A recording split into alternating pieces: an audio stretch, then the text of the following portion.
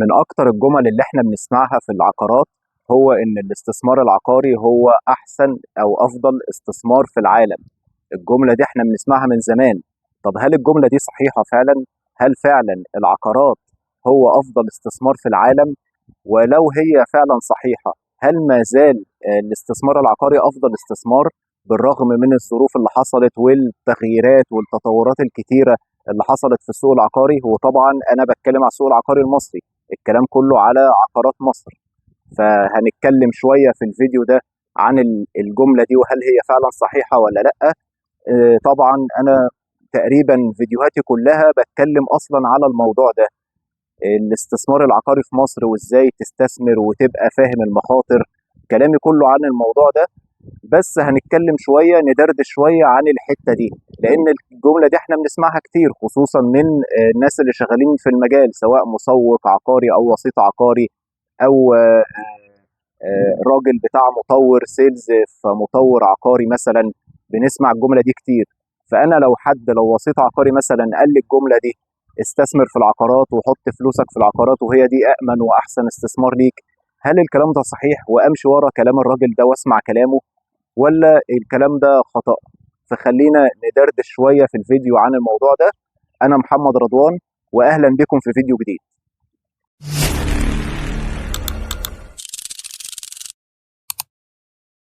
طيب ندخل في الموضوع على طول. انا دلوقتي لو جالي مثلا وسيط عقاري وقال لي الاستثمار العقاري هو افضل استثمار ليك وحط فلوسك في العقارات وانت مطمن، وقال لي الكلمتين دول كده من غير ما يعرف انا مين ولا ايه ظروفي ولا ايه هدفي اساسا من الاستثمار، يبقى الشخص ده حاجه من الاثنين: يا اما مش فاهم يا اما فاهم وبيدبسني. ففي الحالتين انا ما ينفعش اتعامل اصلا مع الشخص ده. مفيش حاجه اسمها الاستثمار العقاري احسن استثمار في العالم، الكلام ده خطأ. ولا في حاجه اسمها الاستثمار العقاري اسوأ استثمار في العالم، ده غلط وده غلط. ما ينفعش ان انا اقول انها افضل او اسوأ حاجه كده في المطلق. الكلام ده في الاستثمار بشكل عام مش بس العقارات. يعني ما فيش حاجه اسمها الاستثمار العقاري احسن حاجه في الدنيا، ولا في حاجه اسمها البورصه احسن استثمار في الدنيا، ولا البنوك احسن حاجه في الدنيا. ولا ما ينفعش اتكلم على حاجه كده في المطلق انها احسن حاجه او اسوأ حاجه. الموضوع كله راجع ليك انت، راجع لظروفك وامكانياتك واهدافك من الاستثمار. ليها يعني معايير وليها شروط كتيره. يعني ممكن دلوقتي واحد يدخل في استثمار عقاري ويخسر فلوسه، وفي ناس كتير بتخسر فلوسها من العقارات. وممكن نفس الشخص ده يدخل في مجال، يفتح مثلا مطعم او يفتح كافيه او يفتح محل ملابس ويعمل منه مكاسب كويسه جدا وينجح في البيزنس ده. وممكن شخص يحط فلوسه في العقارات ويعمل مكاسب خرافيه. اللي انا عايز اقوله ان اللي هيعمل لك فلوس ولا العقارات ولا البورصه ولا انك تفتح مشروع او بيزنس او تفتح شركه. اللي هيعمل لك فلوس بجد هو ده العقليه. الموضوع كله في العقليه. يعني انت لما تبقى داخل في اي مجال، عقارات، بورصه، بيزنس، اي بيزنس او اي استثمار انت داخل فيه، لازم في الاول وفي الاخر تبقى داخل بعقليه مظبوطه، تبقى داخل بوعي، بدراسه وفهم. الموضوع مش موضوع فلوس احط فلوسي وخلاص. لازم تبقى دارس وفاهم وفاهم ايه المخاطر اللي انت داخل عليها، عندك وعي بالمخاطر، ويبقى معاك مستشار متخصص في المجال ده يبقى معاك ويفهمك، ومستشار امين اهم حاجه. فلو انت الشروط دي متوفره معاك، انت ان شاء الله تقدر تنجح في الاستثمار اللي انت داخل فيه ايا كان نوع الاستثمار ده. طيب نيجي بقى للعقارات. زي ما قلت، انت على حسب ظروفك وعلى حسب امكانياتك وعقليتك ممكن الاستثمار العقاري ده يكون افضل استثمار ليك وممكن يكون اسوأ استثمار ليك. اولا لازم تبقى فاهم ان العقارات في مصر اتغيرت واتطورت بكتير عن زمان. يعني زمان كنا نقدر نقول عادي ان الاستثمار العقاري هو افضل استثمار، لان زمان كان الاستثمار العقاري كله في السكني. كان عباره عن ايه؟ كان عباره ان انت بتروح تشتري شقه مثلا في عماره بتتبني، بيكون شركه او مقاول بيبني عماره في شارع من الشوارع. فانت بتروح تدفع ثمن الشقه، بتدفع مبلغ مقدم وبتستلم بعد سنتين او ثلاثه بالكتير، لان هو الموضوع كله عماره بتتبني، فمش بتاخد وقت طويل قوي علشان تستلم. وخلال السنتين دول انت بتشوف المبنى بيطلع قدامك، وقت الاستلام بتدفع بقيه المبلغ وبتستلم الشقه، تشطبها بقى وتبيعها او تأجرها. فكان هو ده الاستثمار العقاري زمان، وده كان آمن جدا. وكمان برضو الدفع كان كاش، او بتدفع جزء والباقي عند الاستلام. ما كانش فيه موضوع انك تدفع مقدم بسيط وتفضل تقسط على 6 سنين و10 سنين و15 سنه زي دلوقتي، وتفضل تدفع اقساط اثناء الانشاءات. الموضوع ما كانش كده خالص. فكان اللي بيدخل الاستثمار العقاري بيبقى فعلا حد مقتدر، حد قده، حد معاه ثمن العقار اللي بيشتريه ده، لان هو بيشتريه تقريبا بيشتريه كاش. ما كانش فيه وقتها بقى الاستثمار في اللي تحت الانشاء، واي حد يدخل في عقد بمقدم بسيط وتقسط على فترات طويله. والاستثمار كان كله في السكني، ما كانش فيه بقى التجاري والاداري والطبي والفندقي. اه كان فيه طبعا عقارات تجاري وكان فيه مصانع وكل ده، بس كان اغلب الاستثمار في الشقق السكنيه. حتى العقارات التجاري ما كانتش بنفس الشكل بتاع دلوقتي. الموضوع دلوقتي اتغير تماما. موضوع المولات والمشاريع التجاريه والفندقي والحاجات دي كلها ما كانتش موجوده زمان. وبرضه ده كان سبب مخلي العقارات كانت امن حاجه، لان كان كله بيشتري شقق. يعني اغلب الناس بتشتري شقق. عشان كده دايما بننصح انك لو عايز تدخل استثمار عقاري بامان تكون في امن حته، خليك في السكني. ابعد عن التجاري والاداري والطب والحاجات دي لناس معينه. لان في الاخر العقار السكني، الشقه مثلا، لو في اسوأ الظروف ما عرفتش لا تبيعها ولا تاجرها، تقدر تروح تسكن فيها، تقدر تديها لاولادك، تقدر تعملها مخزن، تعملها مكتب، تعملها اي حاجه. انما لو انت شاري مكتب او محل، لو ما عرفتش تاجره او ما عرفتش تشغله مش هتعرف تستفاد منه. والمشكله كمان دلوقتي ان اي حد بقى بيقدر يدخل في استثمار عقاري. ليه؟ لان الموضوع بقى سهل جدا دلوقتي، او هو يبدو سهل. ليه بقول يبدو سهل؟ لان دلوقتي اي حد يقدر يدخل في عقد. بقى الموضوع سهل انك تدخل في عقد، لان دلوقتي انت بس مش محتاج اكتر من انك تدفع المقدم. انت مش محتاج كاش، انت بتدفع بس المقدم. واوقات بيكون المقدم ده بسيط جدا او بدون مقدم خالص، مجرد انك تدفع بس اول قسط خلاص تمضي عقد وتدخل في عقد خلاص. انما المشكله كلها في الخروج من العقد. سهل اي حد في الدنيا يدخل في عقد، انما المشكله كلها في الخروج. مش سهل اي حد يخرج من العقد.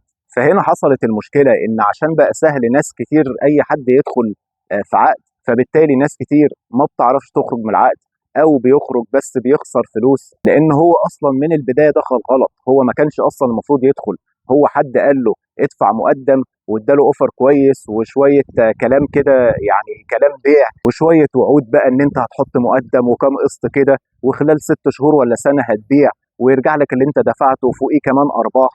وبيقول له ان في ناس فعلا عملت كده، او هو بنفسه بيشوف ناس او معارف ليه عملوا كده فعلا، وبيبقى فاهم ان ده بقى يسري على اي حد. خلاص انا ادخل بالمبالغ اللي معايا دي، وبعد سنه انا هعمل مكاسب وارجع اللي دفعته وفوقيهم ارباح، ويبقى الموضوع سهل. بيبقى داخل في الموضوع مضاربه. ده مش استثمار، ده مضاربه. وانا كنت عملت فيديو مخصوص عن موضوع المضاربه ده، وقد ايه هو خطر، وابعد عنه تماما ومالكش دعوه بموضوع المضاربه ده وبلاش تدخل فيه.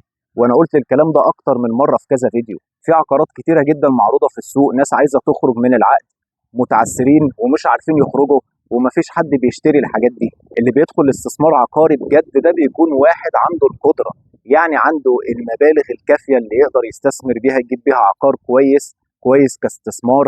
والمبالغ دي مش كل ثروته، هو بيدخل بجزء من ثروته فيقدر يتحمل المخاطر، ولو حصل حاجه وخسر جزء منها ما عندوش اي مشكله، وبيدخله كاستثمار طويل الاجل. ولما بيجي يدخل الاستثمار او يدخل في العقد بيبقى عامل حسابه ان هو هيدفع الاقساط كلها للاخر. مش هعمل حسابي ان انا كل اللي معايا يكفيني سنه او سنتين اقساط قدام بالكتير، وخلال السنتين دول انا هبيع بقى، هخرج من العقد وحد يدخل مكاني وارجع اللي دفعته بارباح والكلام ده. كل ده كلام فاضي، وما ينفعش تدخل الاستثمار على الاساس ده. وهو ده اللي بيخلي ناس كتير تخسر وتندم على انها دخلت في العقد ده من الاول. وموضوع ان بقى في مطورين جداد كتير بيدخلوا السوق، ما تعرفش بقى هو ده هيبني بالظبط اللي هو بيقول عليه وهيسلم في الميعاد ولا لا. وتلاقي المطور ده نازلك بقى بمشروع، يقول لك احنا بنعمل مشروع تجاري، بنعمل مول او بنعمل شقق فندقيه، وانت تروح تسمع تلاقي الكلام حلو قوي، وتلاقي الماستر بلان شكلها حلو والوعود حلوه، فانت بتصدق على طول الكلام ده وبتمشي وراه وتروح تحط فلوسك. انت بقى مش فارق معاك مين المطور ده، هل هينفذ فعلا الكلام ده، هل الماستر بلان دي هتتحقق فعلا، هل في شركه اداره محترمه جايبها. لا، انت مالكش دعوه بكل ده. انت شايف كلام حلو، ماستر بلان حلوه، اسعار وعروض كويسه جدا مناسبه للميزانيه بتاعتك، فبتروح تحط فلوسك وخلاص. انت كل اللي همك ان تبقى الاسعار قليله، حد يبقى سعره رخيص والاوفر بتاعه كويس، يعني مقدم بسيط كده وسنين اقساط طويله. هو ده كل اللي همك، وفاهم ان دي كده مميزات، مش فاهم ان دي اصلا ممكن تبقى عيوب. انت كل اللي همك ان انت تحط فلوسك في عقار وخلاص، لان انت بتسمع كلمه العقار هو احسن استثمار في العالم، فخلاص هروح احط فلوسي في اي عقار ومضمون بقى 100%، انا كده في الامان. فانت بتروح تحط فلوسك مع اي مطور وخلاص، يديك السعر والاوفر اللي انت عايزه.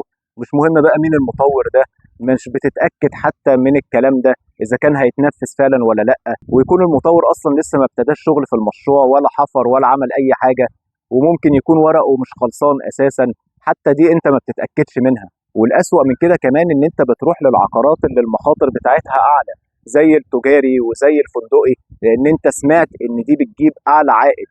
انت مش عايز العائد بتاع السكن ده اللي هو 5%، لا انت سمعت ان الحاجات دي بتجيب 10 و15%، فلا 5% دي ما بقتش عاجباك خلاص. انت طمعت وفي غيرك طمعك وقال لك ده في حاجات بتجيب عائد اكتر من كده بكتير، فانت جريت ورا الكلام ده وحطيت فلوسك في الحاجه دي، ومن غير بقى ما تعرف مين المطور وهيسلم ولا لا، من غير ما تكون انت فاهم اصلا في النوع ده من العقار. الانواع دي من العقارات ليهم ناس معينه، مش اي حد يدخل في الموضوع ده. انا بقول دايما في الفيديوهات لو عايز تبقى في امن حاجه خليك في السكني، يا اما يكون المبالغ اللي معاك تتحمل المخاطره في الانواع التانيه من العقارات زي التجاري والاداري والفندقي والكلام ده كله، تكون المبالغ تتحمل المخاطر دي. انما بتحط كل الفلوس اللي معاك في عقار تجاري في محل مثلا ومع مطور جديد ولسه ما بناش، دي مخاطره كبيره جدا انت مش قدها. لو انت معكش المبالغ اللي تخليك تدخل مع مطور كبير ومضمون، يبقى ابعد عن العقارات خالص، ابعد عن المطورين اللي لسه جداد واللي اسعارهم قليله ورخيصه. انت ما تضمنش اللي بيدخل النوع ده من الاستثمار، زي ما قلت ده حد بيكون الفلوس دي فلوس زياده عنده، لو خسر جزء منها ما عندوش مشكله.